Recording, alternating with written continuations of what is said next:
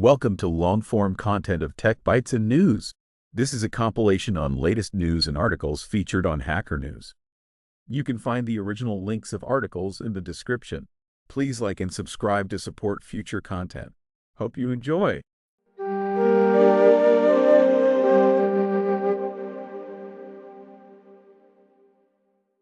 Welcome to Tech Bytes and News, your daily roundup of articles featured in Hacker News. Today, we're diving deep into Andrei Karpathy's insightful 3.5-hour video on LLMs, boiled down to its essential takeaways. Let's get started. Excited! So what are the key stages in building an LLM like ChatGPT, according to Karpathy's analysis? I'm particularly interested in the pre-training phase. Absolutely. It all begins with data. Massive amounts of text scraped from the internet. Think fine web, with over 1 billion web pages. But it's not just dumping raw data. It needs serious cleaning. We're talking filtering out non-English text, removing duplicates, and generally cleaning up the noise. Then comes tokenization. Tokenization, right. Breaking down the text into manageable chunks. Is byte pair encoding still the go-to method? Yep, BPE is a popular choice. It converts words into numerical IDs representing recurring patterns. GPT-4, for example, uses around 100,000 tokens. The number is crucial for compression and efficiency. But it's a design choice. Think of it like finding the optimal level of detail in a compressed image. Too little, and you lose information. Too much, and it's inefficient. I see. And then this tokenized data is fed into the neural network. What's the role of the context window? The context window is like the model's short-term memory. It's the number of tokens the model considers at once before predicting the next token. It's a trade-off. A larger window means better understanding of context, but it also significantly increases computational cost. GPT-4's window is huge, up to 128K tokens, which is a massive leap from earlier models. So the model predicts the next token based on learned patterns. And backpropagation adjusts the weights to minimize errors. It's all about probability, right? That's why we get stochastic outputs. Exactly. The model doesn't give deterministic answers. It generates responses based on probabilities. This is what allows for creativity. But it also leads to hallucinations. The model confidently making things up. It's a fascinating duality. Speaking of hallucinations, how does post-training address that? Is supervised fine-tuning the main approach? Supervised fine-tuning, SFT, is a big part of it. We replace the internet data with human assistant conversations, using chat templates to structure the interactions. Think of it as teaching the model conversational etiquette. It's much cheaper than pre-training, taking hours instead of months. And what about those chat templates? Are they just a way to organize the data, or do they play a more fundamental role? They're crucial. They use special tokens like an ACSL to delineate system messages, user inputs, and assistant responses. These tokens are introduced during post-training. The model hasn't seen them before. It's a clever way to structure the learning process. Interesting. So SFT helps, but it doesn't completely eliminate hallucinations. What other techniques are used? Reinforcement learning, RL, plays a huge role. Instead of relying on human-labeled data, RL lets the model experiment and learn from its successes and failures. It's like trial and error on a massive scale. The DeepSeek paper is a great example of this, showing how RL significantly improves reasoning capabilities. And RLHF, reinforcement learning from human feedback, comes into play when dealing with unverifiable domains like joke generation, right? It's a way to scale human evaluation. Precisely. RLHF uses a separate reward model, trained by human feedback, to judge the quality of the LLM's responses. It's a powerful technique, but it's not without its challenges. The reward model can be gamed, leading to unexpected and sometimes nonsensical outputs. It's a delicate balance. So the field is still evolving. What are some of the exciting future directions for LLMs? Oh, there's so much potential. We're talking multimodal capabilities, LLMs, that understand and generate images, audio, and video, agent-based models with long-term memory, and the ability to correct their mistakes. Even pervasive, invisible AI integrated seamlessly into our workflows. The possibilities are truly mind-blowing. This has been a fantastic overview. Thanks for breaking down Karpathy's deep dive into such manageable chunks. It's clear that the field is rapidly advancing. My pleasure. And remember, folks, to stay updated on the latest LLM developments, check out resources like LM Arena, AI News, and, of course, X. Until next time, goodbye from Tech Bytes and News. Bye-bye. Welcome to Tech Bytes and News, your daily roundup of articles featured in Hacker News. Today, we're diving into a fascinating story. The revealed visage of St. Thomas Aquinas, 750 years after his passing. It's a blend of history, technology, and faith. A truly unique story. That sounds incredible. I'm particularly interested in the technical aspects. How did they manage to reconstruct his face after all this time? Right. It's all thanks to 3D modeling and forensic techniques. Brazilian 3D designer Cicero Moraes led the project, using a CT scan of St. Thomas's skull, the one in Toulouse, France, to be precise. They essentially built a 3D model of the skull from the scan data. I see. But a skull doesn't give you a face, right? What about the soft tissues? Exactly. That's where the cleverness comes in.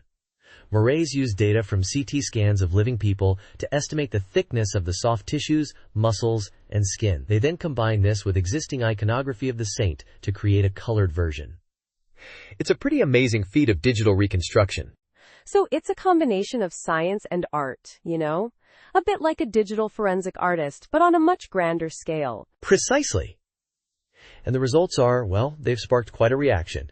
The Dominican priests who've seen the reconstruction are deeply moved. Father Dominic Legge, for example, said it helped him connect with Aquinas on a more personal level. That's touching.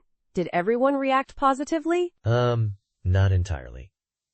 Father Thomas Petrie, while happy about the attention, expressed some skepticism about the accuracy of facial reconstructions based solely on skulls. He pointed out the reliance on existing images of Aquinas, noting the resemblance to a 15th century painting.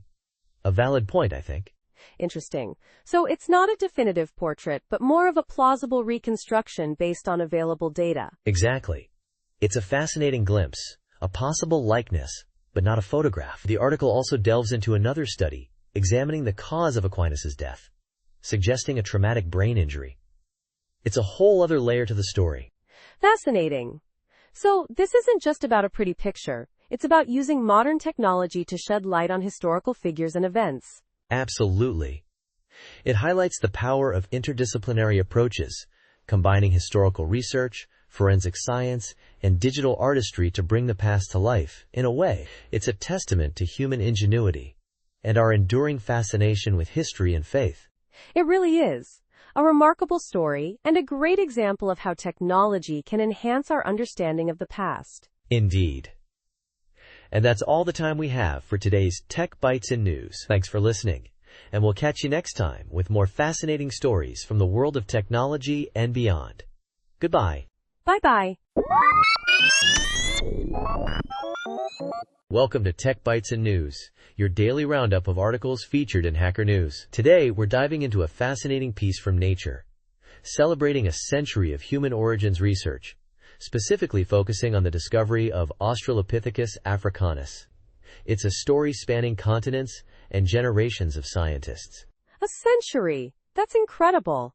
So, what kicked off this whole journey? I'm buzzing with anticipation. It all started in 1925 with Raymond Dart's discovery of the Taung child, a remarkably well-preserved skull. Imagine, he was getting ready for a wedding when the fossils arrived. The skull, an Australopithecus africanus, showed a mix of ape-like and human-like features, particularly the position of the foramen magnum indicating bipedalism, a real game-changer. Wow, a wedding interrupted by a groundbreaking discovery. But wasn't that initially met with skepticism? Absolutely. The established anthropologists in London were, less than thrilled. They argued that the Taung child was just a juvenile ape, and the human-like features were simply a result of its age. Plus, the prevailing theory at the time was that large brains evolved before bipedalism and human-like jaws. Dart's discovery challenged that completely. So, the scientific community was stuck in a bit of a rut, huh? That's a classic case of paradigm shift resistance. Exactly. It took decades, and the debunking of the Piltdown Man hoax, before Dart's findings were widely accepted. Robert Broom's subsequent discoveries of more Australopithecus fossils helped solidify the case. It's a testament to the importance of persistent research and the eventual triumph of evidence over preconceived notions.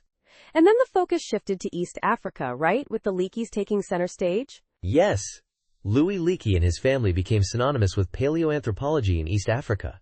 It's a fascinating family saga. Mary Leakey's discovery of Zinjanthropus boisei in Olduvai Gorge was another monumental find, and Nature became, essentially, their field journal, publishing many of their groundbreaking discoveries. Even John Maddox, the editor-in-chief, admitted that Leakey's papers were historically exempt from the usual peer review process. That's quite a privilege. But the article also highlights a less glamorous aspect of the field's history, doesn't it?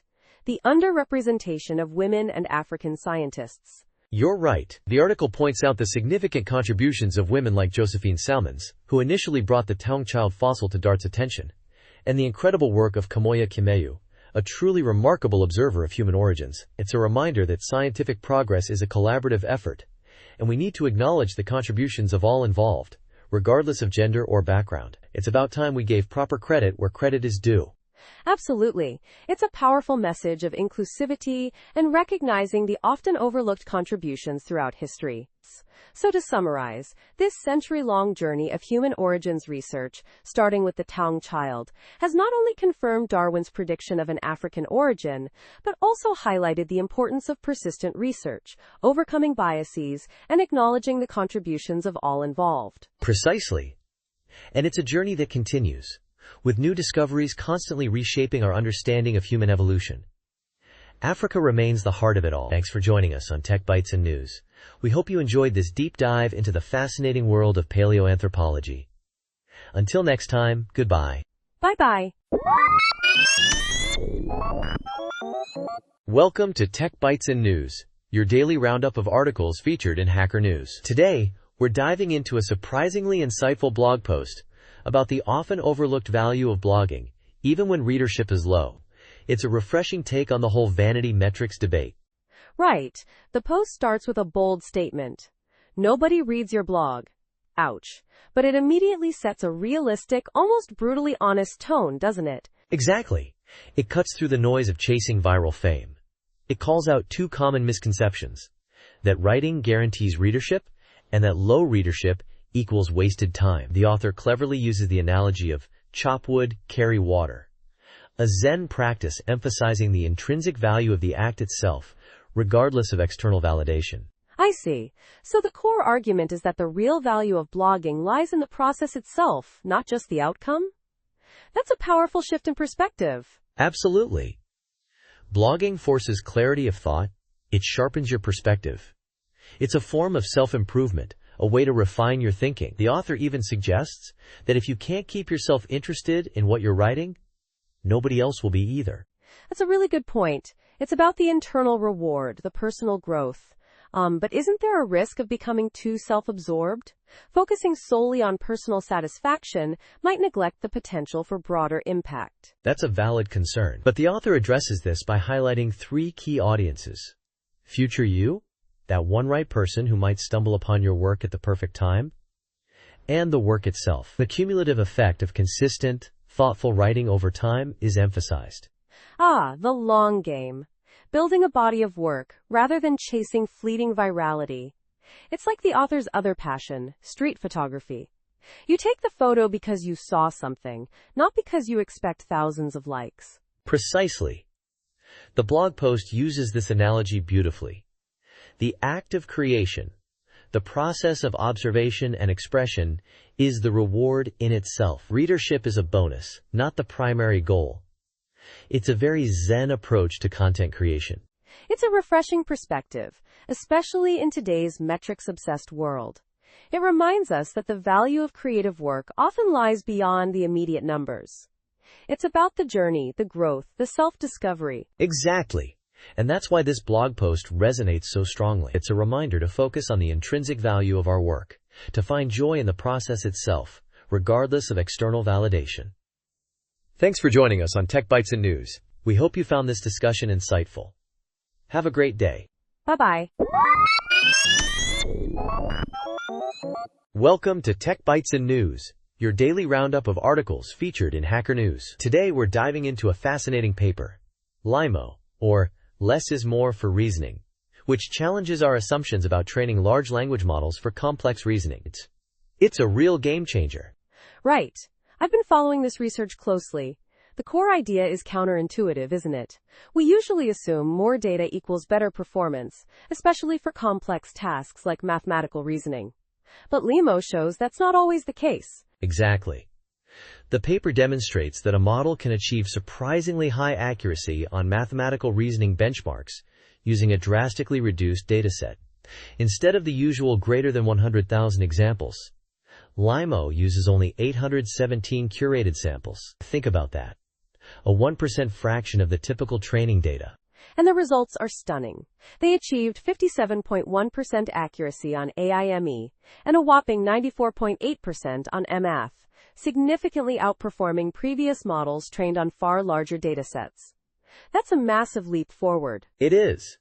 What's even more impressive is the out-of-distribution generalization. LIMO showed a 40.5% absolute improvement across 10 diverse benchmarks, surpassing models trained with 100 times more data. This directly challenges the common belief that scaling up data in supervised fine-tuning, SFT, primarily leads to memorization rather than true generalization. That's the key takeaway, right? It's not just about the quantity of data, but the quality and how it's used. LIMO's success hinges on the less is more reasoning hypothesis, which suggests that if the pre-training phase adequately encodes domain knowledge, a small, carefully selected set of examples can act as cognitive templates, guiding the model on how to apply that knowledge. Precisely, the hypothesis highlights two crucial factors: the completeness of the pre-trained knowledge base and the effectiveness of the post-training examples as these cognitive templates. It's a beautiful synergy between pre-training and fine-tuning. I see, but doesn't this raise questions about the role of pre-training? If the pre-training is so crucial, how do we ensure its completeness for various domains? Isn't there a risk of bias or limitations in the pre-trained knowledge? That's a very valid point. The paper doesn't fully address the challenges of ensuring comprehensive pre-training across all domains. It's a crucial area for future research. However, the results are undeniably compelling, suggesting a paradigm shift in how we approach training these models. The fact that they've released LIMO as an open-source suite is fantastic for the community. It allows for further investigation and refinement of this exciting new approach. Absolutely. The open-source aspect is key for reproducibility and further development. This research opens up exciting avenues for more data-efficient and generalizable AI models. It's a significant step towards more sustainable and responsible AI development. Indeed. And that's a wrap for today's Tech Bytes and News. Thanks for joining us on this exploration of the fascinating LIMO model. We hope you found this discussion insightful. Goodbye, and have a great day. Bye-bye. Welcome to Tech Bytes and News, your daily roundup of articles featured in Hacker News. Today we're diving into a fascinating development in road construction: self-healing roads. It's a game changer, really. Self-healing roads? That sounds incredible. Is this some kind of futuristic sci-fi stuff, or is it actually happening? Oh, it's absolutely happening. Researchers are using recycled cooking oil, of all things, to create asphalt that repairs itself. Think of it like tiny oil-filled capsules embedded in the road surface. When a microcrack forms, these capsules rupture, releasing the oil to seal the crack. Pretty neat, huh? Wow, that's ingenious. So how does this actually work on a technical level? I mean, what's the science behind it? Right, so the key is the bitumen, that sticky black stuff that binds the asphalt. It's prone to oxidation, which makes it brittle and susceptible to cracking. The cooking oil in these microscopic capsules prevents that oxidation, keeping the bitumen flexible and allowing it to self-seal. It's all about preventing those initial microcracks from becoming full-blown potholes. So it's a preventative measure, not a repair for existing potholes? Primarily, yes. The research showed complete healing of new microcracks in under an hour. It's not going to magically fix a massive crater overnight, but it significantly extends the road's lifespan. Estimates are around a 30% increase. 30%? That's a huge improvement. What about the cost? Surely this new material is expensive. That's a great point. Potholes are a massive problem, costing billions annually in repairs. But the beauty of this is that the capsules are made from plant waste, sustainable, and relatively cheap. The long-term cost savings from reduced maintenance should far outweigh the initial investment. I see. So it's both cost-effective and environmentally friendly? That's a win-win. Are there any downsides? Any potential drawbacks to this technology? Well, it's still early days. Large-scale testing is needed to confirm the lab results in real-world conditions. And there might be challenges in scaling up production to meet the demand for this new asphalt. But overall, the potential benefits are enormous.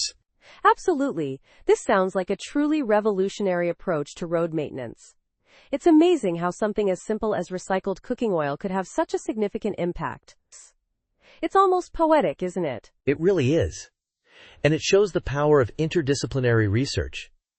This project involves civil engineers, computational chemists, and even input from Google. It's a great example of how collaboration can lead to innovative solutions for real-world problems. Definitely. It's inspiring to see such a practical application of advanced research. Thanks for sharing this exciting news. My pleasure. And that's all the time we have for today's Tech Bytes and News. Thanks for listening, and we'll catch you next time with more fascinating tech updates. Goodbye. Bye-bye. Welcome to Tech Bytes and News, your daily roundup of articles featured in Hacker News. Today, we're diving into a fascinating article debunking a common misconception in computer graphics: the supposed inefficiency of conditional branching in shaders. Get ready, because this is going to be a technical deep dive. I'm eager to hear this. I've always wondered about optimization strategies in shader programming.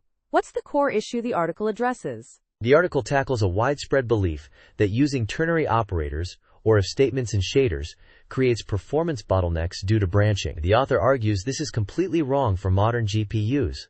Interesting. So how does the author demonstrate this? The author uses a specific example: a snap45 function that uses ternary operators to select different vector outputs based on input values. The optimization proposed by some replaces these with step, functions, and weighted sums, supposedly avoiding branching.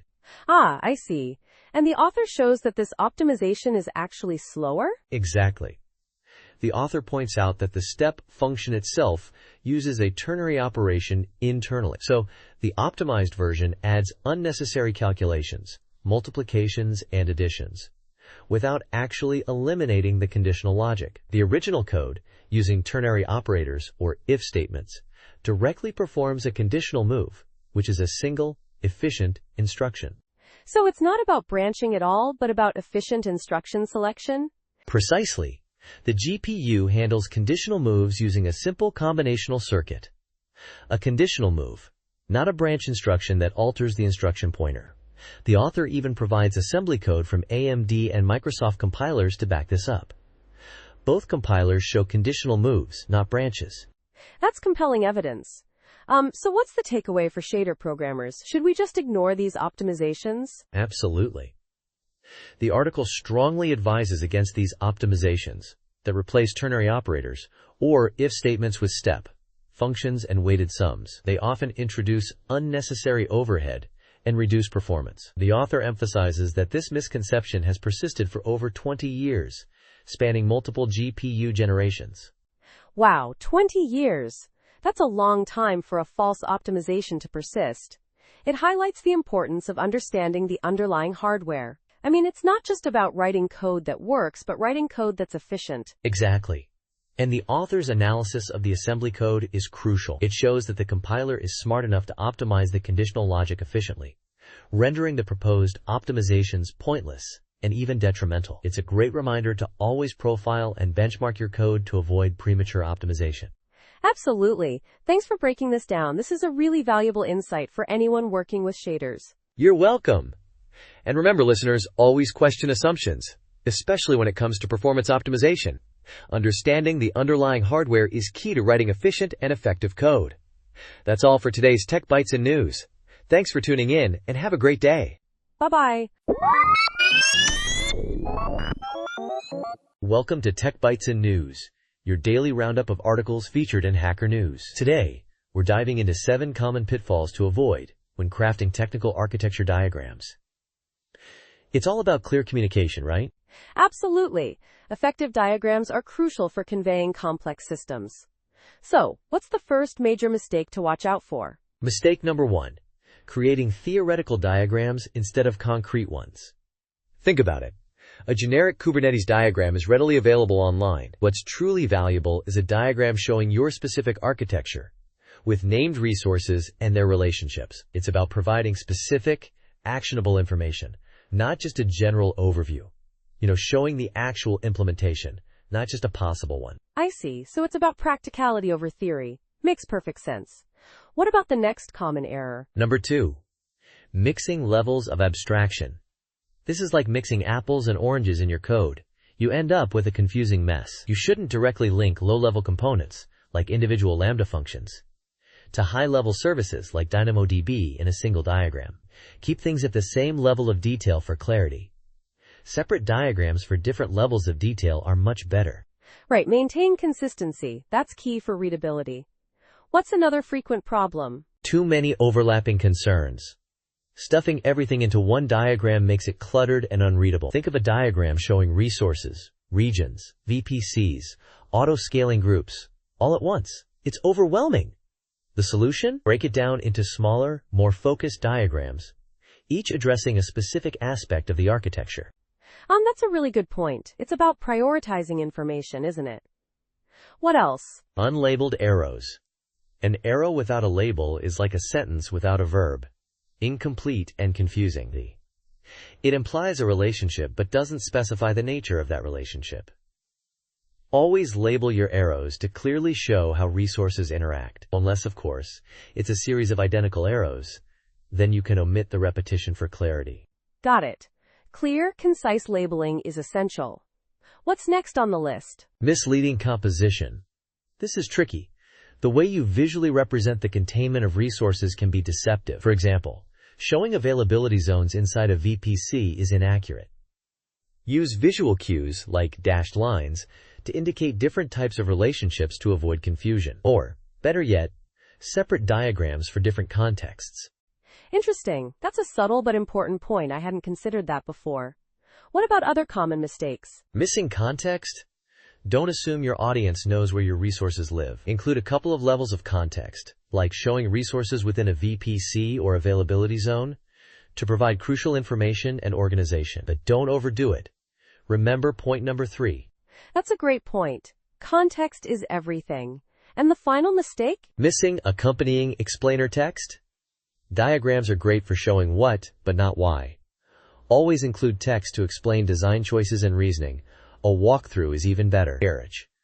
It's about providing a complete picture, not just a visual representation. Excellent summary. These 7 points are incredibly helpful for creating clear and effective architecture diagrams. Thanks for highlighting these common mistakes. My pleasure.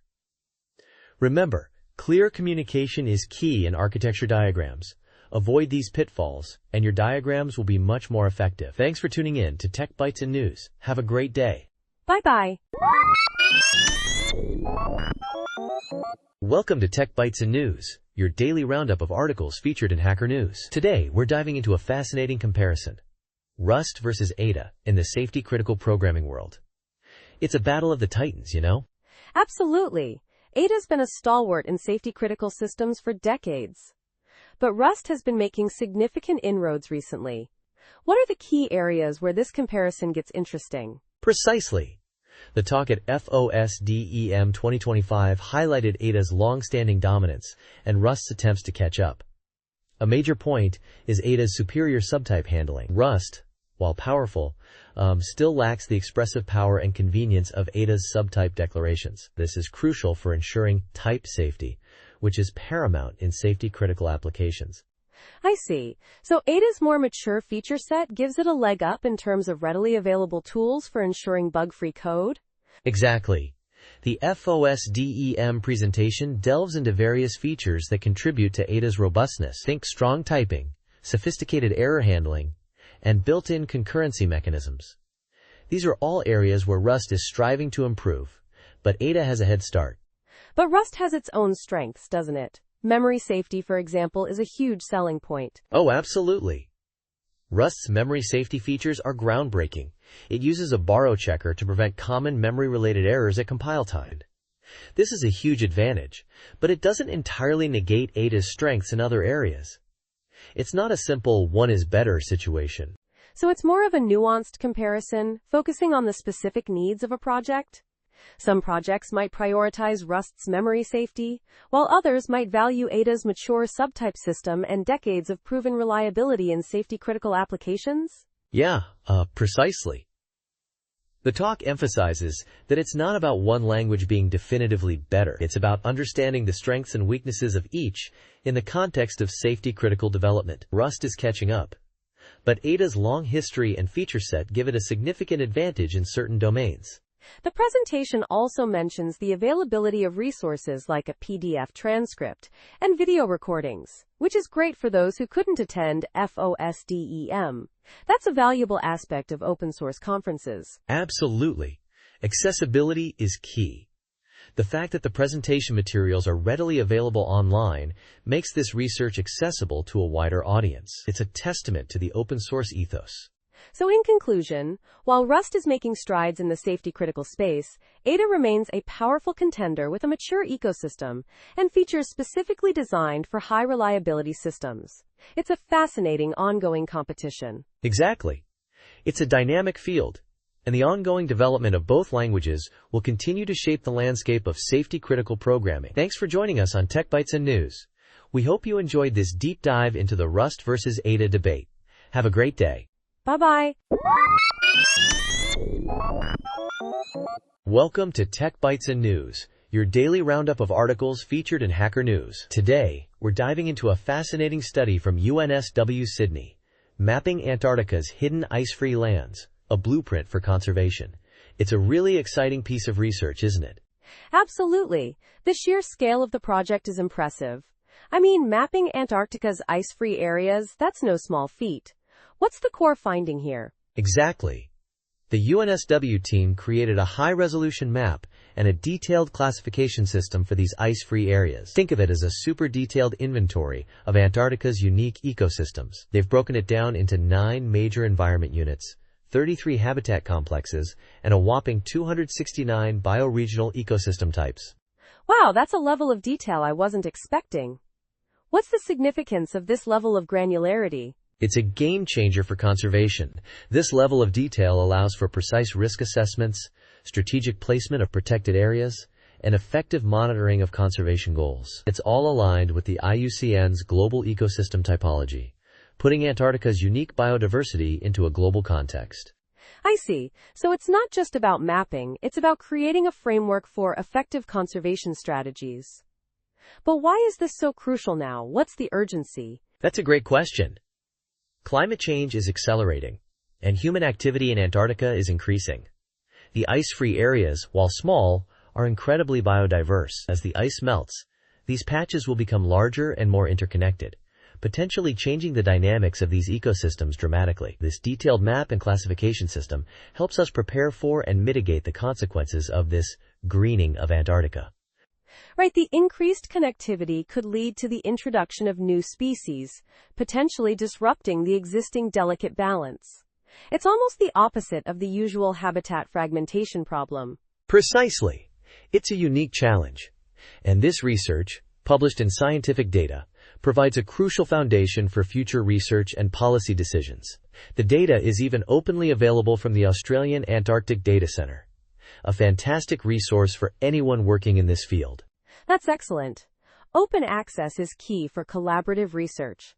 So what are the next steps based on this research? Well, one of the next big things is developing a red list of Antarctic ecosystems. This will help identify the most threatened habitats and develop targeted protection strategies. It's a really ambitious goal, but with this new framework, it's definitely achievable.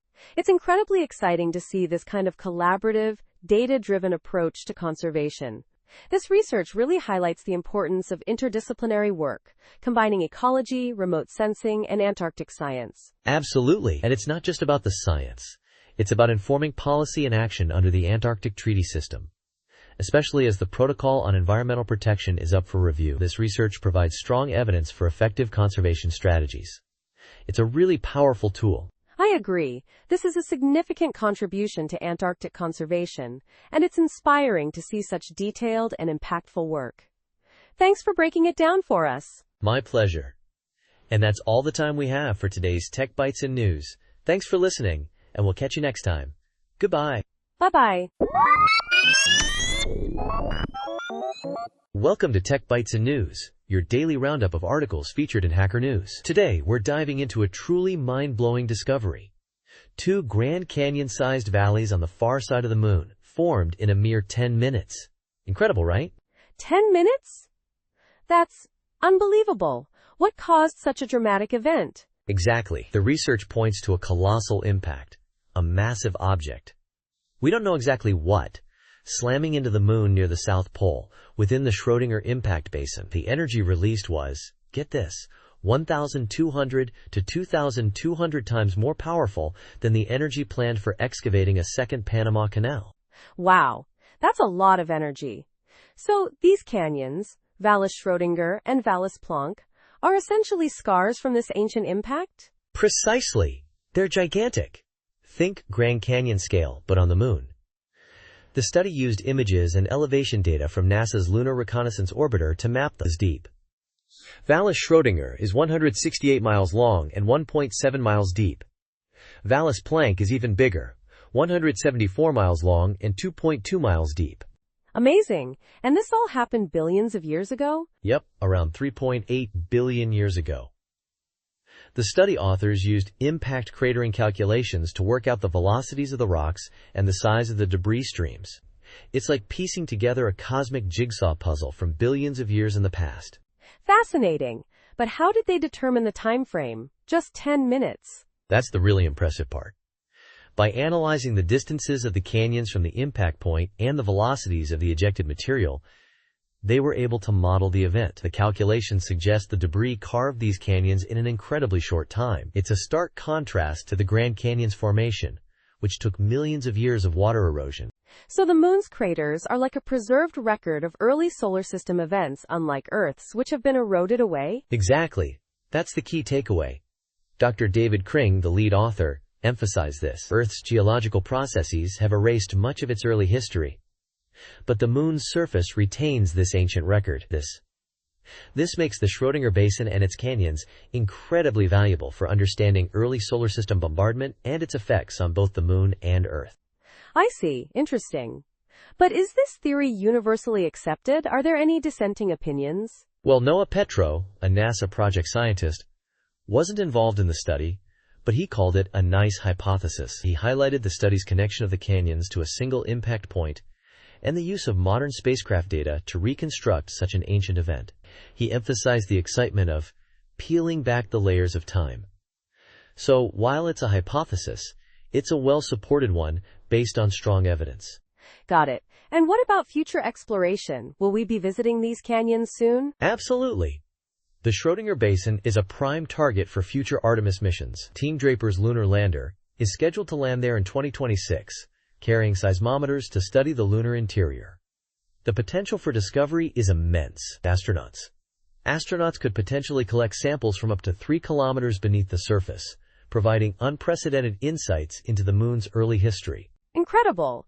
This is truly groundbreaking research. Thanks for breaking it down for us. My pleasure.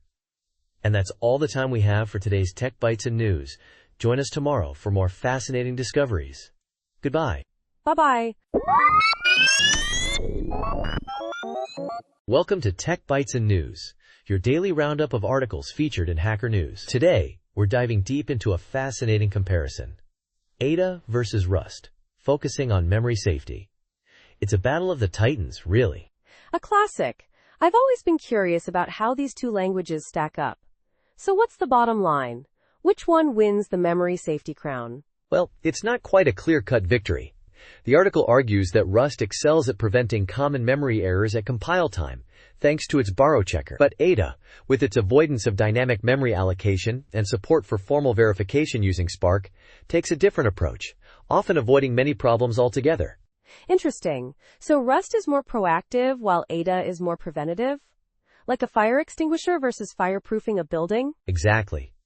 Rust aggressively stops you from making mistakes, while Ada's design makes many of those mistakes impossible in the first place. The article goes through several common memory errors: memory leaks, buffer overflows, use after free, double freeze, race conditions, dangling pointers, and freeing stacked memory, and compares how each language handles them. Let's talk about buffer overflows. Both languages have runtime bounds checking, right? Yes, but the approach differs slightly. In Rust, an out-of-bounds access causes a panic. In Ada, it raises a constraint_error exception, which you can handle. And then there's SPRK, a subset of Ada, where you can formally verify the absence of these errors. Formal verification? That sounds incredibly powerful, but also, complex. It is! Spark, used with tools like gnatprove, allows you to mathematically prove the correctness of your code. The article shows an example where SPRK correctly identifies a potential buffer overflow and suggests how to fix it by adding input validation. That's impressive. What about use after free errors? Rust's borrow checker seems like a big advantage there. Absolutely. Rust prevents use after free at compile time. Ada, on the other hand, relies on runtime checks. Freeing an access type sets it to null, so any subsequent dereference raises a constraint_error. But you can disable these checks, which then opens the door to undefined behavior, just like in C. So Ada's safety net is less robust in that case? I see. Precisely. However, Ada's strength lies in its ability to avoid many of these issues altogether, by minimizing the use of dynamic memory allocation and pointers. The article highlights that most Ada programming guides actually recommend avoiding pointers whenever possible. That's a significant difference in philosophy. Rust embraces dynamic memory management but controls it rigorously, while Ada tries to avoid it as much as possible. Exactly.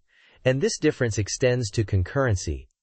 Rust uses mutexes and channels for thread synchronization, while Ada provides protected objects. Both prevent race conditions. But again, Ada's approach is more about preventing the problem from arising in the first place. The article also mentions dangling pointers. Rust's borrow checker seems to make those impossible in safe code, right? Correct. The article struggled to even create a dangling pointer in safe Rust. Ada uses accessibility levels to control pointer lifetimes, preventing dangling pointers. However, you can bypass these with unchecked _access, which, again, introduces the potential for undefined behavior. So it seems like a trade-off. Rust offers strong compile time guarantees, but Ada provides a different kind of safety through its design and formal verification capabilities. Precisely. The article concludes that both languages have their strengths. Rust is more modern and proactive, while Ada's mature design and formal verification capabilities offer a different path to safety. It's not about which one is better, but rather which one is better suited for a particular task and risk tolerance. A nuanced perspective. Thanks for breaking it down. It's clear that both languages have a lot to offer, and their differences reflect different approaches to software development. You're welcome. And that's all the time we have for today's Tech Bytes and News. Thanks for listening, and we'll see you next time. Goodbye. Bye-bye. Welcome to Tech Bytes and News, your daily roundup of articles featured in Hacker News. Today we're diving deep into a truly wild story. A teenager with a checkered past, now working for Elon Musk's Department of Government Efficiency, or DOG, and his access to sensitive U.S. government data. It's a roller coaster, folks. Buckle up. Whoa, a teenager? That's alarming. What kind of access are we talking about here? And what's the deal with this DOG team? Exactly. The Wired report reveals that this 19-year-old, Edward Korestein, a former member of the COM, a sprawling cybercriminal network, has access to systems at the Treasury, OPM, Education, and Health and Human Resources. DOGE, supposedly focused on government efficiency, has somehow gained access to a massive amount of sensitive personal data. It's unbelievable. Unbelievable is an understatement. So, this Korestein guy, Big Balls Online, has a history with cybercrime. How did he even get security clearance? That's the million-dollar question. He founded a company, Tesla.sexy LLC, at 16, with even Russian-registered domains. He also solicited DDoS for hire services and briefly worked at Path Networks, a company with a rather colorful past, to say the least. Path Networks itself has employed known cybercriminals, including individuals involved in swatting incidents, even against Krebs on security himself. Whoa, hold on. Swatting? That's serious. So this isn't just some kid with a minor infraction. This is someone with a history of serious cybercriminal activity. And he's working for Musk? With access to incredibly sensitive government data? This is a major security risk, right? Absolutely. The Wired article highlights the parallels to ex-gang members gaining security clearances. The risk of coercion and extortion is immense. The COM is essentially the cyber equivalent of a violent street gang, with real-world consequences. Remember, Krebs on security has reported on COM-related violence before. I see. And it gets worse, doesn't it? What about the reaction from the COM after Korstein's name surfaced? Oh, it's juicy. Members immediately started discussing harassing his family and even notifying authorities about potentially false accusations. They're not happy he's seemingly abandoned their ranks. One member even commented that Korstein couldn't print "Hello World" if his life depended on it, highlighting his perceived lack of skill. Brutal. So this isn't just a security risk, it's a potential PR nightmare for Musk and the administration. And what about the legal ramifications? Are there any lawsuits? Oh yes, plenty. Multiple lawsuits are underway. One aims to block DOG's access to Department of Labor records. Another targets access to student loan data. 13 state attorneys general are planning a lawsuit to stop DOGE from accessing federal payment systems. Even the Treasury Department temporarily agreed to limit DOGE's access to its payment systems. It's a legal battleground. And the White House's response? Are they concerned? Well, President Trump, surprisingly, isn't concerned. He's actually proud of DOGE's work, claiming they're saving trillions of dollars. A White House official insists Musk and his team have the necessary clearances and are operating within the law. But given the circumstances, that claim seems optimistic at best. Optimistic is one word for it. This whole situation is a recipe for disaster. It highlights the serious security risks of allowing such rapid access to sensitive data, especially with individuals who have a history of questionable behavior. It's a huge red flag. Absolutely. This case raises serious questions about background checks, security protocols, and the overall vetting process for those with access to sensitive government information. It's a story that will likely continue to unfold, with significant implications for national security and public trust. And that's all the time we have for today's Tech Bytes and News. Thanks for listening, and goodbye. Bye-bye. Welcome to Tech Bytes and News, your daily roundup of articles featured in Hacker News. Today we're diving into a fascinating paper from ArcS4, PhD Knowledge Not Required, a reasoning challenge for large language models. It's all about a new benchmark for evaluating large language models. And it's pretty exciting stuff. Let's jump right in. I'm eager to hear this. So what makes this benchmark different from existing ones? I've seen so many that seem to focus on highly specialized knowledge. Exactly. That's the key innovation. Most current benchmarks test what the authors call PhD-level knowledge, stuff that requires years of specialized training. This new benchmark, however, is based on the NPR Sunday Puzzle. It only requires general knowledge, making it accessible and understandable to a much wider audience. Clever, right? That's a brilliant idea. So how does it actually work? Is it just a bunch of Sunday puzzles? Not quite. It uses the format of the NPR Sunday Puzzle, problems solvable with common sense reasoning, but it's designed as a rigorous benchmark for AI. The beauty is that the solutions are easy to verify, making it easy to objectively assess model performance. And, importantly, it's designed to highlight the model's mistakes in a clear way. I see. So what interesting results did they find? Did it reveal any unexpected weaknesses in these powerful models? Oh, absolutely. The paper reveals some surprising capability gaps. For example, OpenAI's On1 model significantly outperformed other models that were equally strong on those more specialized knowledge benchmarks. This suggests that existing benchmarks might not be capturing the full picture of model capabilities. That's a really important finding. It highlights the limitations of relying solely on existing benchmarks. What other interesting failures did they uncover? Well, one model, DeepSeek R1, had some unusual behaviors. Sometimes it would just give up, saying, "I give up," even before attempting a solution it later knew was incorrect. It also showed a lot of uncertainty in its answers, and in some cases, It didn't even finish its reasoning process before running out of context window. This points to the need for better inference time techniques to ensure models complete their reasoning before hitting those limits.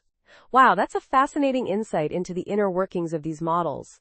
So did they try to improve things? Yes, they explored the impact of longer reasoning times on R1 and Gemini thinking. They tried to find the point of diminishing returns when additional reasoning time no longer significantly improved accuracy.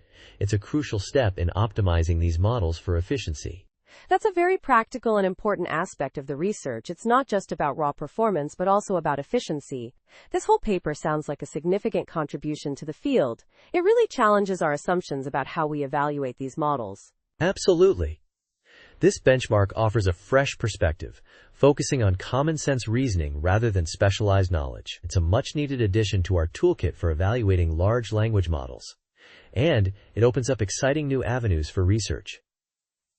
Thanks for joining us on Tech Bytes and News. We hope you enjoyed this deep dive into the world of AI benchmarking. Have a great day. Bye-bye.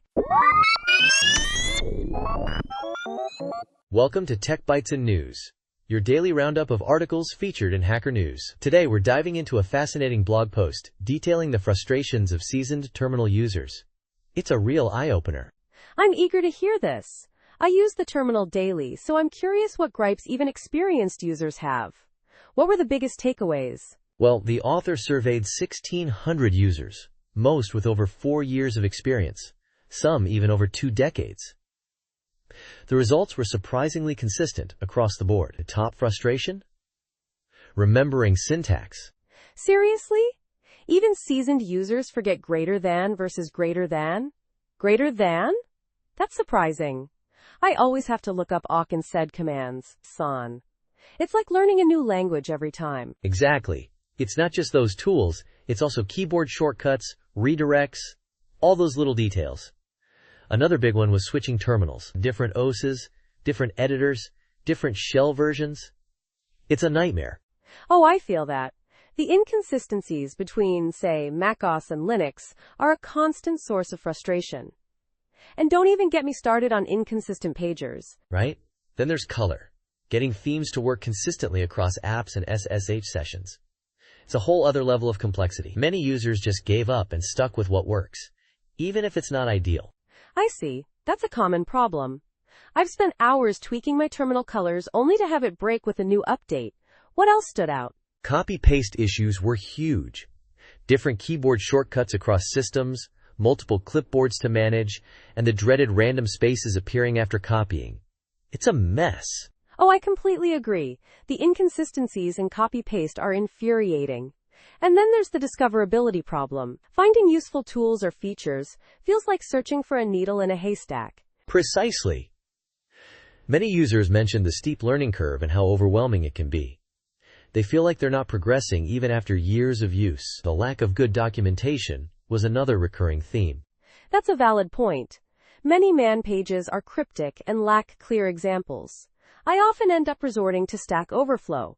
What about shell scripting? Did that come up? Absolutely. Many users found POSIX shell scripting difficult, and switching to alternative shells didn't always solve the problem. It's a real catch-22. It's a complex ecosystem. I think the survey highlights the need for better tooling, improved documentation, and more consistent standards across different systems. It's not just about remembering syntax. It's about the overall user experience. You're absolutely right. The survey underscores the need for improvements in several areas. It's a testament to the complexity of the terminal environment and the challenges users face, even experienced ones. It's a fascinating look into the world of command line interfaces.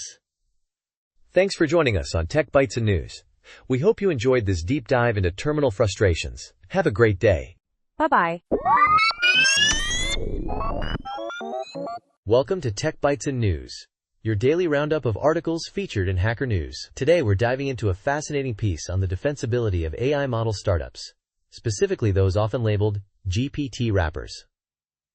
The core argument? Traditional strategies like network effects are making a comeback, even in this rapidly evolving AI landscape. Exciting, right? Absolutely. The article challenges the prevailing wisdom that massive scale and model training is the only path to success. It seems to suggest that's becoming less true, doesn't it? I'm curious to hear more about this shift. Precisely. The author points out that open-source alternatives and model distillation are quickly closing the gap between state-of-the-art models and their competitors. The initial scale effect moat is eroding. So, what's left? Network effects, distribution, and clever application of AI within existing workflows. So the GPT wrapper is no longer a pejorative? It's almost like the database wrapper of the early web days? Exactly. The article draws a compelling parallel to the evolution of web apps. Initially, building websites was incredibly complex and expensive. Then, with open-source tools and cloud computing, it became trivial. Many successful web apps were essentially simple CRUD apps. Create, read, update, delete, built around databases. Their success wasn't about the tech, but about user acquisition and network effects. I see. So the key is not just building an AI-powered app, but building a network around it? How does that work in practice? The author breaks down network effects into 3 pillars: acquisition, retention/engagement, and monetization. Acquisition focuses on leveraging existing users to bring in new ones. Think viral sharing. Retention keeps users engaged through interactions and personalized content. And monetization leverages the network to unlock premium features or business models. It's a holistic approach. That makes sense. But isn't there a risk that even with network effects, a successful app could be quickly copied? Isn't that the whole point of commoditized AI models? That's a valid concern. The article acknowledges that copying remains easy. However, the argument is that a strong network effect creates a significant barrier to entry. Even if the underlying technology is easily replicated, the network itself becomes the moat. Think of it like this. You can easily copy a recipe, but replicating a restaurant's established customer base and brand loyalty is much harder. That's a good analogy. So the future of AI-first apps hinges on this combination of AI capabilities and network effects? What about the incumbents? Won't they just integrate AI into their existing platforms? Absolutely, the article mentions that. Incumbents with established networks and distribution channels have a significant advantage. The author suggests that we might see a race between new AI-first apps building networks and existing platforms integrating AI.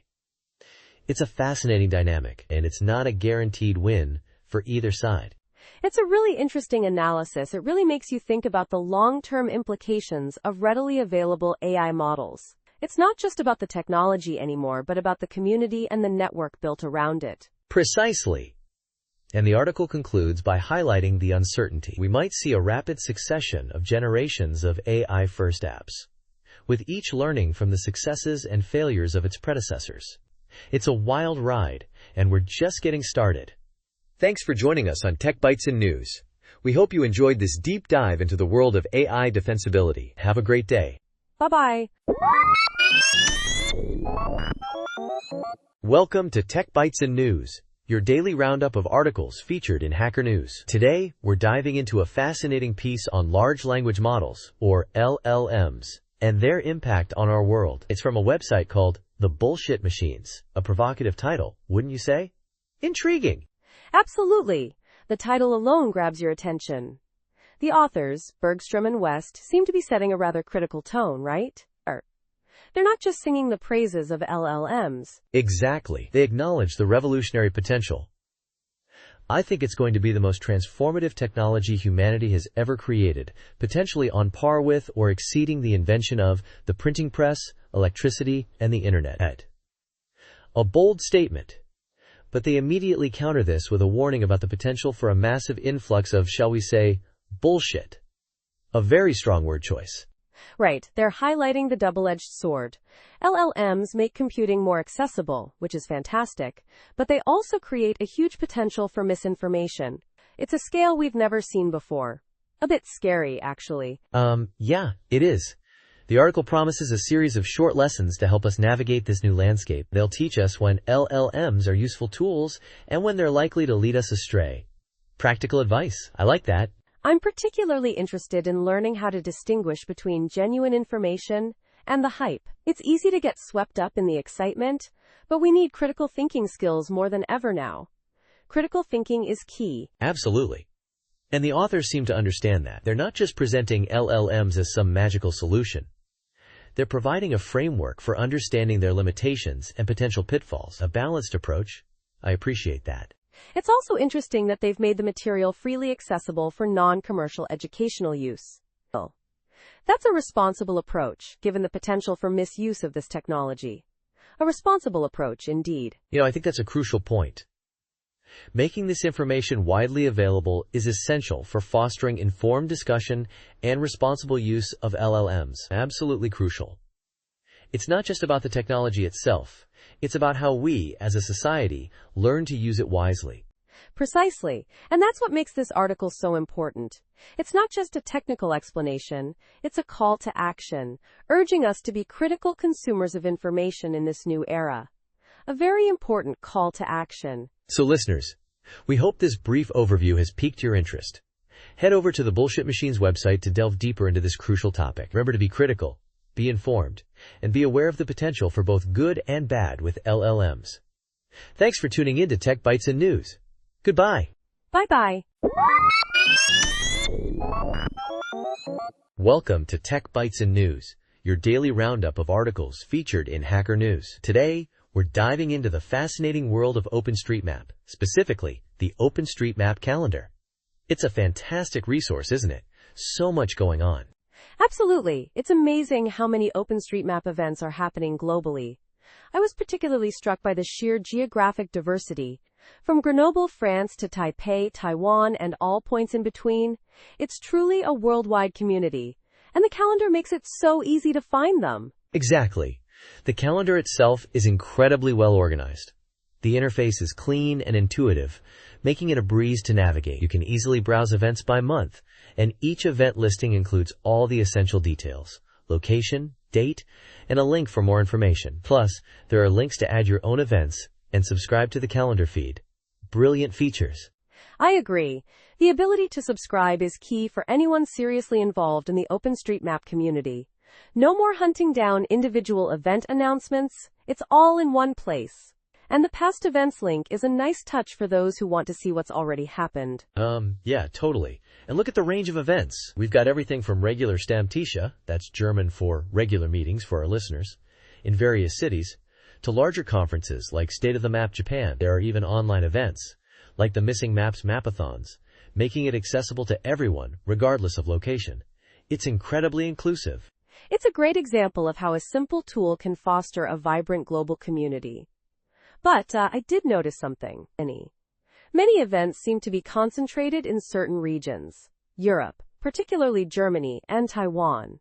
Do you think this reflects the actual distribution of OpenStreetMap activity, or is it just a matter of reporting bias? Perhaps more events from other regions are simply not being added to the calendar? That's a really insightful point.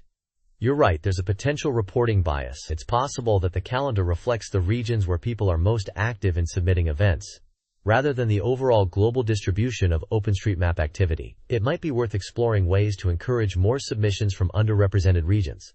Perhaps a community outreach initiative? Definitely. Maybe highlighting the calendar itself in those regions could help. Getting the word out is crucial. But even with that potential bias, the sheer number of events listed is impressive.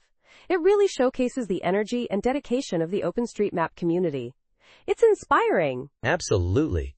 The OpenStreetMap calendar is a fantastic resource for anyone interested in getting involved with the project. Whether you're a seasoned mapper or just curious about the community, this calendar is a great place to start. It's a testament to the power of open source collaboration and community building. Check it out. I couldn't agree more. It's a valuable tool for connecting with like-minded individuals and contributing to a project that's making a real difference in the world. Thanks for joining us on Tech Bytes and News today. Thanks for listening, everyone. And remember to check out the OpenStreetMap calendar. You might just find an event near you. Goodbye. Bye-bye. Welcome to Tech Bytes and News, your daily roundup of articles featured in Hacker News. Today, we're diving deep into a fascinating piece discussing Apple's potential responses to the UK government's demand for an iCloud backdoor. It's a real nail-biter, isn't it? Absolutely. The stakes are incredibly high. The article lays out 3 main options for Apple, and each one carries significant consequences. Let's start with the most straightforward: compliance. What are the potential downsides there? Yeah, complying seems simple, but it sets a dangerous precedent. The author points out that if Apple caves, it opens the floodgates for similar demands globally. Suddenly, every government could demand access to encrypted data, undermining privacy and security worldwide. It's a slippery slope leading to potential abuses of power, from targeting activists to enforcing repressive laws. Exactly. And that's not just a hypothetical threat. The article mentions the potential for this to escalate quickly, especially given the current political climate. It's a real tinderbox situation, as the author puts it. Right. So, option 2.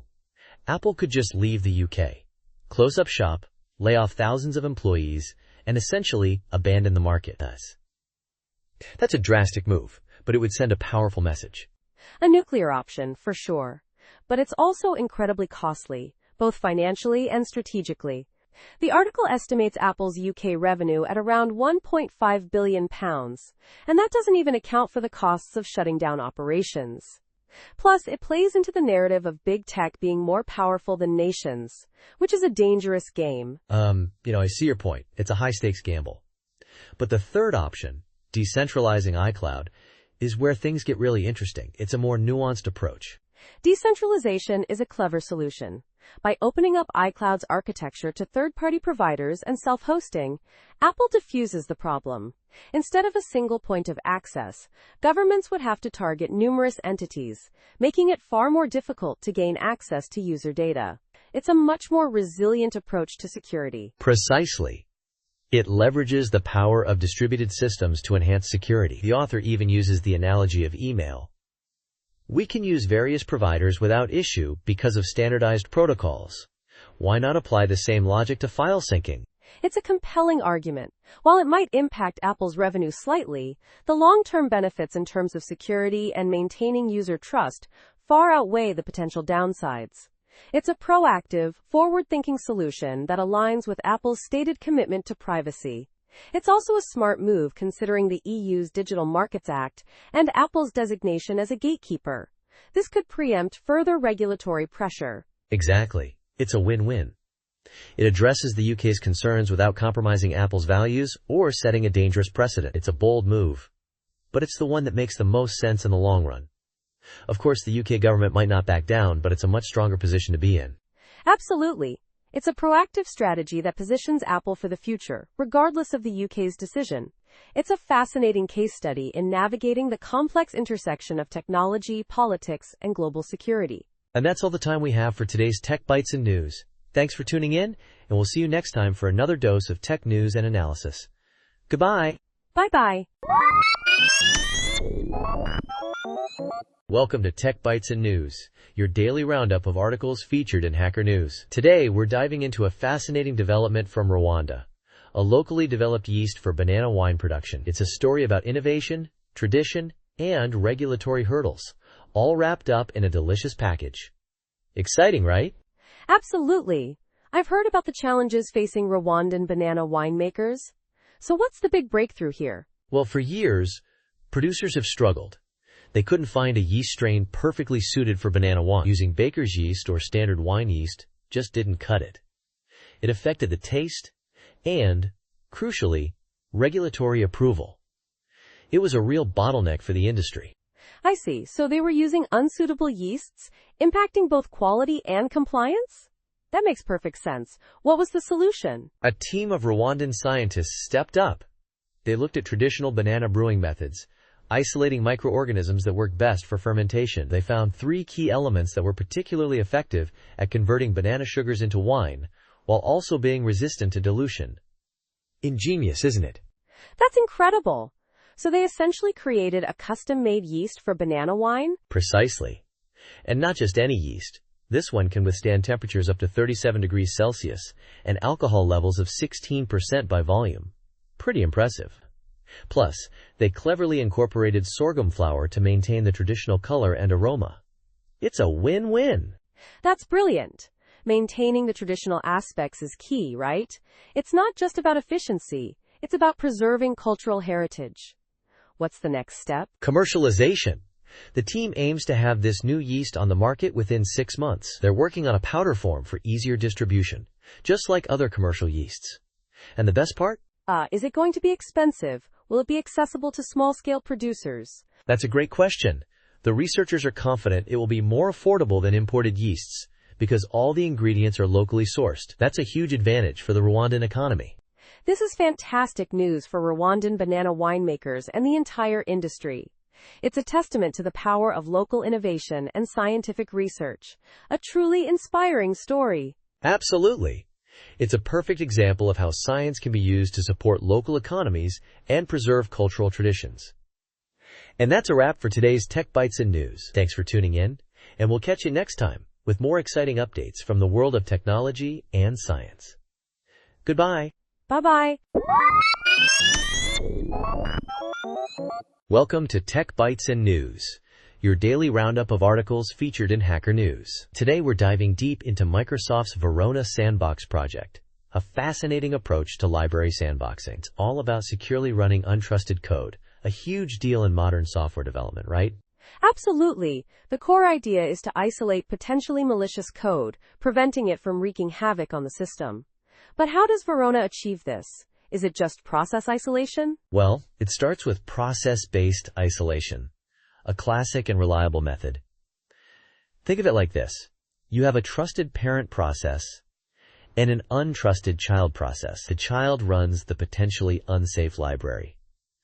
But Verona doesn't stop there. They're exploring other methods too, like MMU-based isolation, WebAssembly, and even leveraging specialized hardware like CHERI.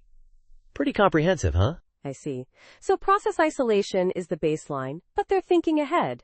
What about memory management? That's always a critical aspect of sandboxing. Precisely. They use shared memory, cleverly mapped into both the parent and child processes. This shared heap allows for efficient data exchange, but the key is the SEN malloc allocator. It's a custom allocator that manages memory within this shared space, ensuring safe and controlled allocation and deallocation. The parent has a boundary allocator that acts as a gatekeeper, validating requests from the child before committing memory. That's a smart design. It prevents the child from directly manipulating the parent's memory. But what about communication between the parent and child? How do they interact? Great question. They use a sophisticated mechanism involving semaphores and a token passing system for flow control. It's a bit intricate, but essentially, it ensures that the parent and child take turns, preventing race conditions and deadlocks. Data is passed through carefully structured memory regions within the shared heap. Callbacks are handled via sockets, allowing for flexible communication, even passing file descriptors. So callbacks are how the parent grants access to system resources like files or network sockets to the child? That's a crucial security aspect, right? I'm wondering though, isn't relying on shared memory inherently risky? What if the child corrupts the shared memory? That's a valid concern. The threat model explicitly accounts for a malicious child corrupting the sandbox heap. The design mitigates this through careful memory management and validation by the parent. The parent allocator checks all requests from the child before granting access. It's foolproof, of course, but it significantly reduces the attack surface. The whole system is experimental, and they acknowledge that there are likely unknown security issues. Right, experimental. It's a research project after all. What about portability? Can this sandbox run on different operating systems? Yes, they've designed it with portability in mind. The core abstractions are POSIX compliant, making it relatively easy to adapt to different systems. They've already implemented support for Capsicum on FreeBSD and CComp-BPF on Linux. They also mention plans for Windows support using isolated user mode APIs. It's impressive how much thought they've put into this. It really is. The level of detail in their documentation is remarkable. They've clearly considered many potential issues. This is a significant contribution to the field of secure code execution. It's exciting to see this kind of research happening. Absolutely. The Verona Sandbox project is a testament to the ongoing efforts to improve software security. It's a complex but elegant solution to a critical problem, and the fact that they're open sourcing it is fantastic for the community. Thanks for joining us on Tech Bytes and News. We hope you enjoyed this deep dive into the world of secure code execution. Have a great day. Bye-bye. Welcome to Tech Bytes and News, your daily roundup of articles featured in Hacker News. Today, we're diving into the fascinating world of advanced magnet manufacturing, specifically the burgeoning efforts in the United States to compete with China's dominance in this critical sector. It's a story of innovation, national security, and some serious economic headwinds. Right. I'm particularly interested in how the U.S. is trying to break China's near monopoly on neodymium magnets. It seems like a monumental task, given their scale. Absolutely. The article highlights MP Materials' recent announcement of their new Texas facility, Independence, which is starting trial production of NdFeB magnets. Initially, they're aiming for 1,000 tons per year, with plans to scale up to 3,000. That's a significant step, but it's a drop in the bucket compared to China's output, right?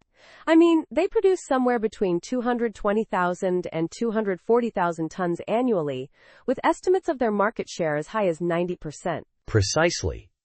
China's sheer scale is staggering. They have around 300 manufacturers, with the largest, JLMA, producing at least 25,000 tons last year and planning to expand even further. It's not just about the magnets themselves, though. China also controls a massive 97% of the rare earth metal production, giving them a stranglehold on the entire supply chain. So even if the U.S. ramps up production, they're still reliant on China for raw materials, at least for now. That's a huge vulnerability. That's the crux of the issue. MP Materials, however, is trying to change that with their mine-to-manufacturing strategy. They control the entire process, from mining the ore to producing the finished magnets. This gives them better market insights and potentially more control over the supply chain. That's a smart move. Vertical integration can offer significant advantages in terms of efficiency and market responsiveness. But even with that, they're facing an uphill battle.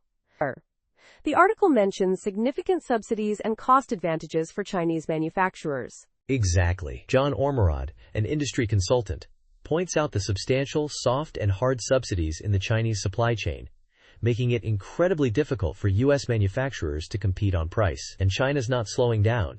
They're continuing to build new plants, even with excess capacity.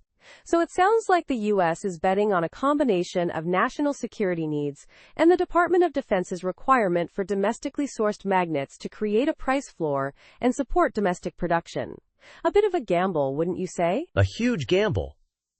The DoD's willingness to pay a premium is crucial, but it remains to be seen if that will be enough to offset the cost advantages of Chinese manufacturers. The automotive industry, for example, is notoriously cost-conscious. And even tariffs haven't been enough to completely level the playing field there. There are workarounds, like exporting to Malaysia or Mexico and then re-exporting to the U.S., which undermines the effectiveness of tariffs. It's a complex geopolitical and economic chess game, with significant implications for various industries. The next few years will be critical in determining the success of these U.S. initiatives. Absolutely. It's a fascinating development to watch unfold. We'll be keeping a close eye on this story and bringing you updates as they emerge. Thanks for joining us on Tech Bytes and News. Have a great day. Bye-bye. Welcome to Tech Bytes and News, your daily roundup of articles featured in Hacker News. Today, we're diving into a surprisingly delightful story. The 15th anniversary of Milwaukee Mitchell International Airport's recombobulation areas. It's a tale of airport ingenuity, a quirky word, and a whole lot of fun, wouldn't you say? Absolutely. I'm already intrigued. So what's the core of this recombobulation story? Is it just a fun sign, or is there more to it? Oh, there's way more. It all started with Barry Bateman, the former airport director. He recognized the stress of airport security, the whole ordeal. And he brilliantly decided travelers needed a designated space to, recombobulate after the chaos. Recombobulate? That's a fantastic word. I mean, it perfectly captures that feeling of needing to get yourself back together after navigating security. Did he just make that word up? He did. And, even better, the American Dialect Society named it the most creative word of 2009. Amazing! He then convinced the TSA to put up signs designating these recombobulation areas with benches and chairs. Pure genius, right? Completely. It's such a simple yet effective idea. It's not just about the word itself, but the concept of acknowledging the stress of travel and providing a solution. It's almost human-centered design before it was a buzzword. Exactly. And it's not just a local thing. The term recombobulation has spread. There's an online column, a beer, even a Jeopardy question about it. It's become a part of Milwaukee's culture, a quirky symbol of the city's personality. That's incredible. It's a testament to the power of a well-placed, well-chosen word and a bit of thoughtful design. It shows that even in a typically stressful environment like an airport, a little humor and consideration can go a long way. I think the most interesting part is how effective the signs are, despite the absurdity of it all. Airports can be serious, even emotional places. But these signs inject the perfect amount of levity. It's a reminder that even in the midst of travel chaos, a little bit of fun can make all the difference. I see. It's a great example of how a small, seemingly insignificant detail can have a surprisingly large impact on people's experience. It's a lesson in design thinking, really. And the fact that it's all centered around a newly coined word makes it even more memorable. Precisely. It's a story about the power of creativity, the importance of acknowledging human needs, and the unexpected joy of a well-placed, wonderfully absurd sign. And that, my friends, is why we celebrate the 15th anniversary of the world's only recombobulation areas. A truly heartwarming and inspiring story. Thanks for sharing this with us. My pleasure. And that's all the time we have for today's Tech Bytes and News.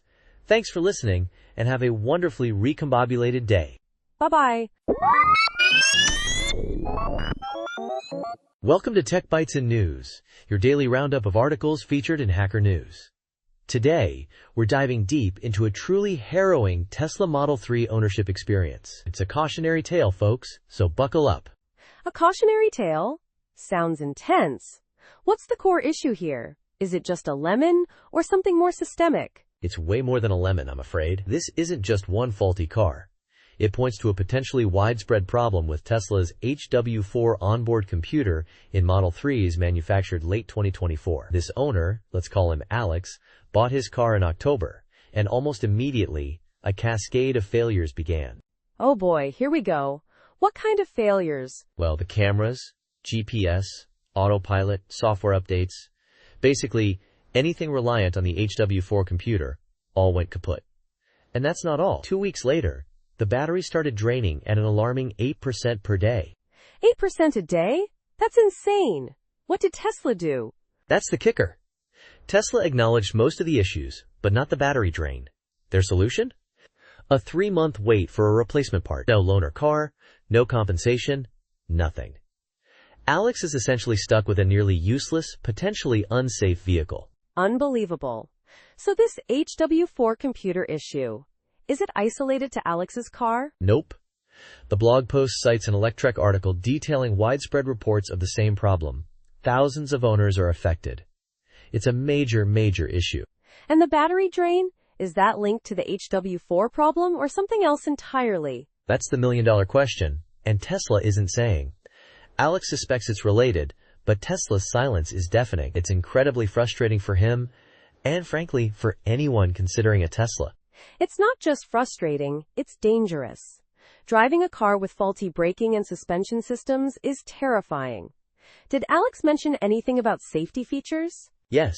Lane departure warning, automatic wipers, even the emergency brake, all depended on those non-functional cameras. He essentially had a very expensive, very stylish, but ultimately very unsafe car. He even compared it to his old Renault Clio, which, despite being 20 years old, had fewer issues. That's a damning comparison. It really highlights the irony of paying a premium for a technologically advanced car, only to end up with something less reliable than a much older, cheaper vehicle. Exactly. And the whole experience is made worse by Tesla's lack of customer support. Alex spent weeks trying to get a response, constantly chasing updates, and feeling completely ignored. The whole thing is a nightmare. It's a shocking lack of accountability. What's the current status? Alex is still waiting for that replacement part, and he's lost all faith in Tesla. He's trying to get a refund, but even that process seems to be a bureaucratic hurdle. He's essentially trapped in a situation of his own making, a modern-day automotive purgatory. This is a serious indictment of Tesla's quality control and customer service. It's a story that needs to be heard. It's a warning to potential buyers. Absolutely. This isn't just about a faulty car. It's about a systemic problem that needs addressing. Thanks for joining us on Tech Bytes and News. We hope this story serves as a reminder to always do your research before making a significant purchase. especially when it comes to technology. And remember, folks, buyer beware. Until next time. Welcome to Tech Bytes in News, your daily roundup of articles featured in Hacker News. Today, we're diving into a fascinating blog post reflecting on a No AI December experiment. It's a really insightful piece about the impact of AI tools on our thinking processes. Let's get started. I'm eager to hear this. The title alone, No AI December Reflections, hints at a compelling personal experiment. What were the key takeaways from this self-imposed digital detox? Well, the author initially started it as a bit of a joke, but it quickly evolved into a serious reflection on how much we rely on AI, specifically LLMs like ChatGPT. He and another person, James, even created a website, noidecember.com, to encourage others to participate. Pretty cool, huh? A website dedicated to an AI-free month? That's quite a statement. What specific AI tools did he abstain from? Primarily ChatGPT and a cursor editor, tools he considered heavily integrated into his daily coding workflow. He quickly discovered just how much he leaned on them. His initial reaction to problems became, let's ask ChatGPT. It highlights the convenience, but also the potential pitfalls. I see. So the convenience masked a deeper issue. What was that? Exactly. He realized he was operating in what he calls an I don't care mode, prioritizing speed and results over the process of learning and problem solving. He argues that this shortcut hinders genuine understanding and retention. It's a really thought-provoking point, isn't it? Absolutely. It makes you think about the trade-off between efficiency and deeper comprehension. Did he offer any solutions or observations from his experiment? Yeah, he noticed two significant changes. First, his ability to recall information from past ChatGPT interactions was practically non-existent. He likened it to using cache memory. Information vanishes quickly. He also observed a decrease in his problem-solving patience and focus. He felt he was becoming less patient because he expected instant answers. That's a concerning observation. It suggests a potential for diminished cognitive skills with over-reliance on AI. What were his proposed solutions? Well, he doesn't have concrete solutions, but he emphasizes the importance of conscious effort and active thinking. He suggests note-taking for information he finds valuable, and he advocates for slowing down and allowing oneself to grapple with problems more deeply. He also points out that the ability to recall information is a strong indicator of true learning and retention. It's about mindful engagement, not just quick fixes. It's a powerful message. The experiment seems to suggest that while AI tools offer incredible convenience, we need to be mindful of their potential to hinder our own cognitive development. It's a call for balance, isn't it? Precisely. He ends on a positive note, suggesting that taking a break from technology can help us appreciate its value more. He encourages everyone to try a No AI December and share their experiences. It's a compelling challenge and a valuable reminder to be intentional in how we use technology. Definitely. Thanks for summarizing this insightful post. It's a timely reminder to be mindful of our relationship with AI tools and to prioritize genuine learning and understanding. You're welcome. And that's all the time we have for today's Tech Bytes and News. Thanks for listening, and we'll catch you next time. Goodbye. Bye-bye. Welcome to Tech Bytes and News, your daily roundup of articles featured in Hacker News. Today, we're diving deep into Alec Navalny's fascinating article, Chimes at Midnight*, a piece exploring the creation and symbolism of Jeff Bezos's 10,000-year clock. It's a wild ride, folks. A 10,000-year clock? That's mind-boggling. What's the core idea behind this ambitious project? Exactly. It's not just about building a clock. It's about fostering long-term thinking. The brainchild of Danny Hillis, the clock, initially envisioned decades ago, aims to encourage us to consider the far future, a concept often lost in our fast-paced world. It's a monument to deep time, a counterpoint to the accelerating pace of technological advancement. So it's more than just a timepiece. It's a philosophical statement. But how did it actually get built? I mean, a 10,000-year clock isn't exactly a weekend project. Right. The article details the incredible journey from Hillis's initial concept, influenced by figures like Borges and Asimov, to its eventual construction, largely funded by Jeff Bezos. It involved multiple prototypes, collaborations with renowned figures like Brian Eno, and the establishment of the Long Now Foundation. It's a story of persistence, ingenuity, and the unique challenges of long-term thinking. And the location? The article mentions a secret location in Texas. Sounds like something out of a spy novel. It is. The article provides a detailed, almost whimsical, step-by-step guide on how to find it, emphasizing the clandestine nature of the site. It's hidden deep within a mountain, requiring a challenging hike and some creative trespassing. It's quite the adventure just to see the thing. Incredible. But the article also touches on some criticisms, right? I mean, a billionaire's clock. Doesn't that somewhat undermine the message? You hit the nail on the head. The article subtly critiques the irony of a clock designed to promote long-term thinking being funded and ultimately owned by Jeff Bezos, a figure often associated with rapid growth and short-term gains. The article highlights the tension between the clock's idealistic message and the realities of its creation and ownership. It raises questions about the accessibility and true impact of such a project. So the clock itself becomes a symbol of this very tension, a monument to long-term thinking built within a system that often prioritizes the short term. Fascinating. It's almost a meta-commentary on the very concept it represents. Precisely. The article masterfully weaves together the technical details of the clock's construction with broader philosophical questions about long-term thinking, technological advancement, and the role of wealth and power in shaping our future. It's a truly thought-provoking piece, and that's why it's worth discussing. Absolutely. It's a compelling blend of technical detail and philosophical reflection. A truly unique piece of journalism. Thanks for joining us on Tech Bytes and News. We hope you enjoyed this deep dive into the world of the 10,000-year clock. Until next time, keep those gears turning. Goodbye. Bye-bye. Welcome to Tech Bytes and News, your daily roundup of articles featured in Hacker News. Today we're diving into a fascinating blog post by Kyle Rago, titled, Thank You Bootstrap 1. It's a short, sweet appreciation of Bootstrap's role in his web development projects. Ready to geek out? Absolutely. I'm always keen to hear about developer experiences with frameworks like Bootstrap. So what's the core message here? Essentially, Kyle's expressing gratitude for Bootstrap's simplicity and efficiency in creating visually appealing UIs. He highlights how easily he can adjust the overall look and feel by tweaking a few CSS variables. It's a testament to Bootstrap's DRI, don't repeat yourself, principles. I see.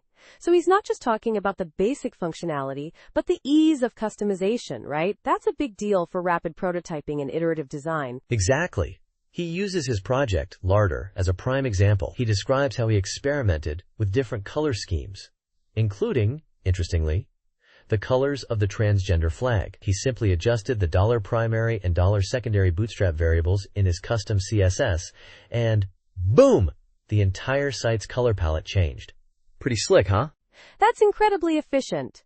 It saves him from having to manually adjust countless individual CSS rules. But, I'm curious, did he mention any drawbacks or limitations he encountered while using Bootstrap in this way? That's a great point.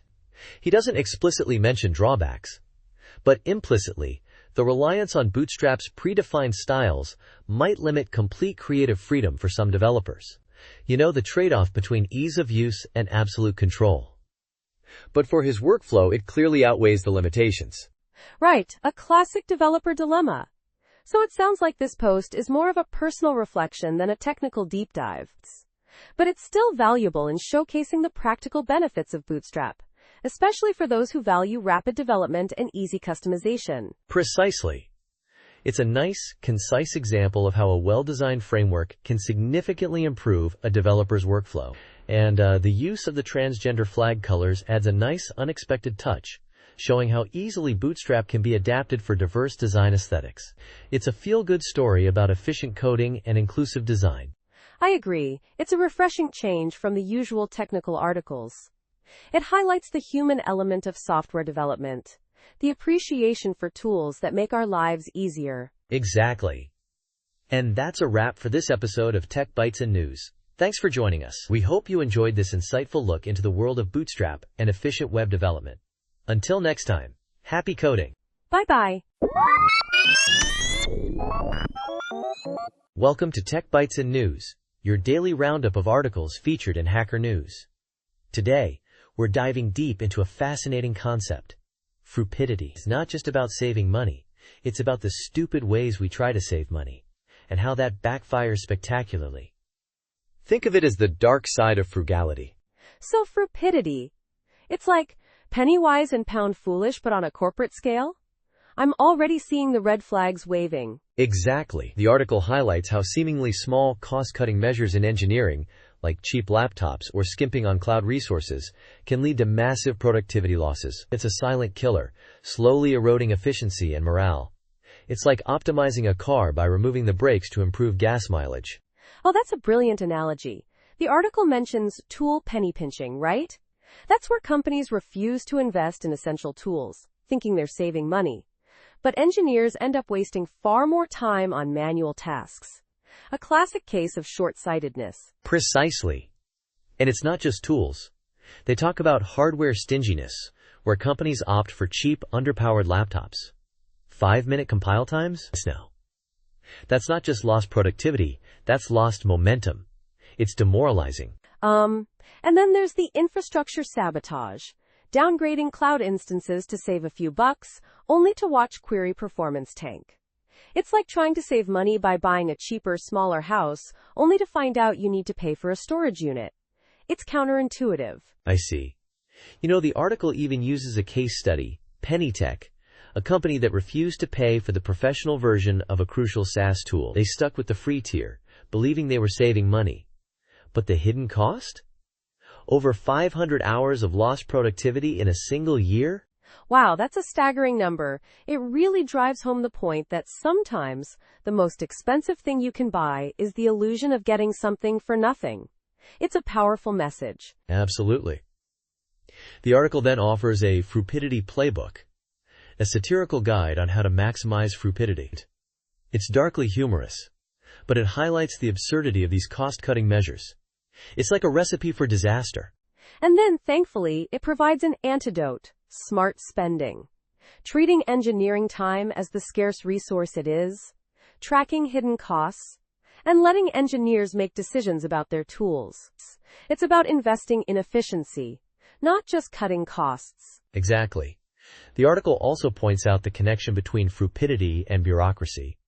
Bureaucracy creates layers of approval, making it harder to make simple, logical decisions. It's a vicious cycle.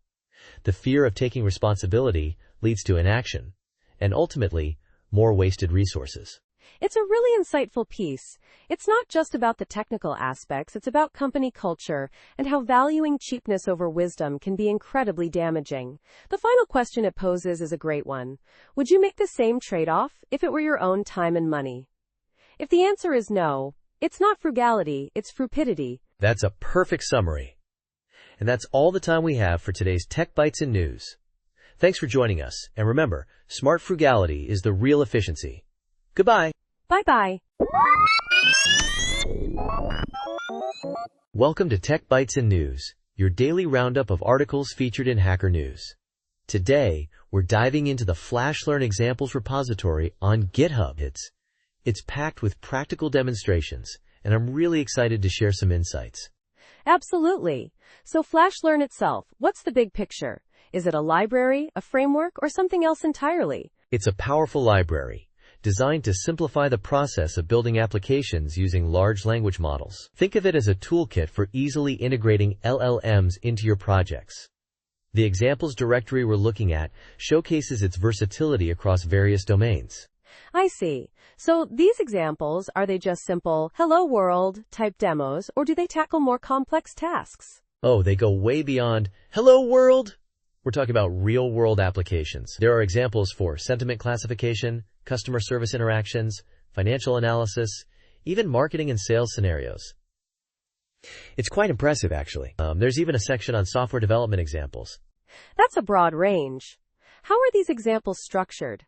Are they all self-contained scripts, or is there a more complex setup involved? They're mostly self-contained Python scripts. The instructions are pretty straightforward. Clone the repo, install FlashLearn using pip, set your OpenAI API key, and then you can run any script directly from the command line. Pretty easy to get started. So no complicated dependencies or build processes to worry about? That's a huge plus for accessibility. What about the output? How do you see the results of these examples? The output is usually printed to the console, but many examples also generate JSONL files for more detailed analysis. This makes it easy to track the performance and results of the different LLM applications. It's a really well thought out approach. That's excellent for reproducibility and deeper analysis. Are there any particular examples that stood out to you as being particularly innovative or impressive? Well, the breadth of coverage is impressive in itself. But I was particularly struck by the examples in the finance and product intelligence areas. They demonstrate how FlashLearn can be used for tasks that require a high degree of accuracy and nuanced understanding of complex data. I agree.